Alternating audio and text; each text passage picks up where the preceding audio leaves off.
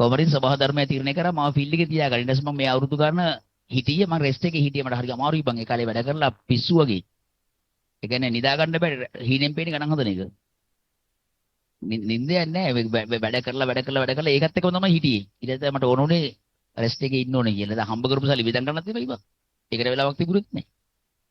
ඒකින්ද කොමාරි මේකේ රැඳුණා.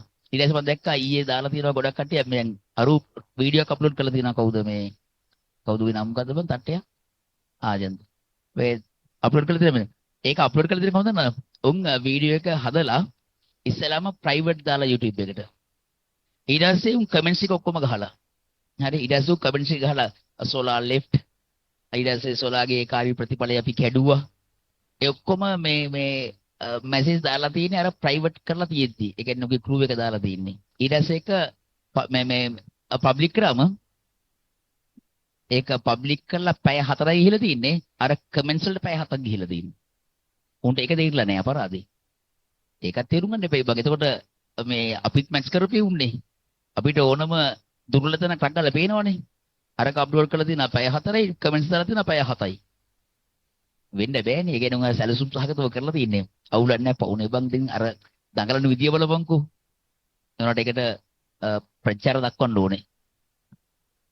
මගේ බැච්මේට් හරි යුනිවර්සිටි මගේ බැච්මේට් මට ඒ කාලේ ඉඳන් මාත් එක්ක උට ඇරියස් එකක් තියෙනවා. ඒ කාලේ ඉඳන්ම. මොකද ඒ කාලේ ඌ බලාපොරොත්තු වෙනවා කුප්පිය ඌ කරන්න. එනකොට ඔඩියන්ස් එකෙන් ආරාධනා වෙන්නේ මට. මට තමයි කුප්පිය කරන්න වෙන්නේ. ඒ හැමතැනම මට ෆේල් වෙනවා ඌ. ඒ හැමතැනම මට ෆේල් වීගෙන ඉවලා දැන් අන්තිම මැරෙන්න මොහොතකට පෙර ඌ සමත් වෙලා දිනවා. ඒ සමත් වෙලා දින්නේ මම ෆීල්ඩින් අයින් ඒක මම ගේම් එකේ නැති හින්දා. මම ගේම් එකේ හිටිය තුන් ලොබෙට් ළඟටවත් එන්න බෑ. මට සාපේක්ෂව හාල් කැලි බං මගේ දැනුමත් එක්ක උන්ගේ දැනුම ඩෙල්ටෙක්ස් ප්‍රමාණයක්වත් නැහැ කියලා මම හොඳටම දන්නවා. මම හොඳටම දන්නවා ඒක. මොකද විශ්වවිද්‍යාලේ මාත් එක්කනේ හිටියේ. ඕලෙලු කරනකුණ හිටියේ කාලේ. ඒකට ඒව පොඩි ඇරියස් එකක් තියෙනවා. දැන් ඒකට උට මාර සතුටුයි දැන් අර ඌ දැන් මට වඩා ඉස්සරහට ඇවිල්ලා කියලා ඌ කඩේට කියලා තියෙනවා. බැච් එකේ කඩේට කියලා තියෙනවා. මං සොලව පහු කරලා ගියා බං අවුරුදු 50 වෙද්දි හරි කියලා. ඒ කණිදා මාත් එක්ක ඇරියස් ඇතිවිලා තිනවා. මම සැහැල්ලුවෙන් ජොලේ ඉන්නවා. ඌ අම්බානක පිස්සු කෙලකට මාව පහු කරන්න හදනවා. දැන් ඌ හිතලා දෙනවා මම පහු කරා කියලා. හොඳයි නේ බං සන්තෝෂයි. ඒ කවුලක් නේද? අර අනේ වන්ද බං අර දෙව්දත් වගේ පස්සෙන් එන එකෙක්. අමුතු එකෙක්. හරි. ඒක අපිට වැඩක් නැහැ. ආතල්ලක් ගමු අපි අර මේ YouTube එකේ හිටන මාත් වීඩියෝ එකක් දාලා ඌත් දාලා හොඳ ආතල්ලක් දෙන්න ඕනේ බං. සමාජයට ආතල්ලක් දෙනවා. හෙට අනිතර දෙනවා. ඉතින් මම කට ඇරියම ඔකුට මාත් එක හැරෙන්නවත් බෑ. ආයෙ මට බොරු මවන්න පුළුවන්. හරි. ඉතින් මේ මවල දෙන්නේ මං. ඒකට හොඳ එකෙක් ඉන්නවා අර සමීර ඒක නෑ කියන්නේ පට්ට දක්ෂයෙක්. හරි.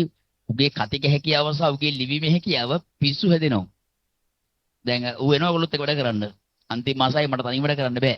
ඉස්සර ශෂි හිටියා මාත් එක්ක වැඩ කරන්න. දැන් ඌ PhD වලට ගිහිල්ලා ඌ වෙනුවට මම තෝරගත්තේ සමීර ඒකනායක. ඌ පට්ට දක්ෂයෙක්. ඒකින්ද ඇත්තටම ඌ මගෙන් ප්‍රශ්න කීපයක් ඇහුවා මාත් සෑහෙන හිර වෙලා උත්තර දුන්නේ. මාත් එක්ක සාකච්ඡා කරා ඊයේ පෙරේද නුවරේ කොහෙද අපිට අනුරාධපුරේදී හම්බුණා.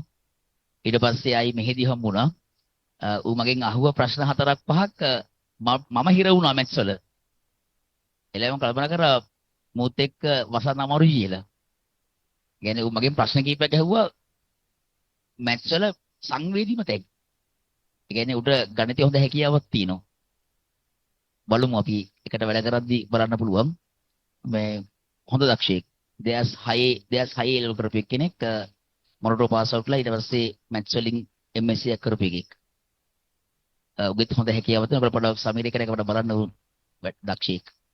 එරුවත් මම තෝරගන්නවා සමහර මිශ්‍ර අභ්‍යාසවලදී පැය ගණන් වැඩ කරද්දී උඹලා නැගිටලා ගිහින් එන්න පුළුවන් නේ බං. දැන් උඹලා මොහොරි කාරණේ මම තාම මුකුත් කාරණේ නැහැ. මේ මොකද අර මගුලක් බිව්ව විතරයි මොනවද ඒවට කියන්නේ Nescafe දෙකක් බිව්ව එච්චරයි. එච්චරයි මේ දවසටම. තාම කාලත් නැහැ උදේ දුන්නම ලෙවරිය එකක්. ලෙවරිය දෙකක් කෑවනේ. ඊට පස්සේ එකක් කියන්නද?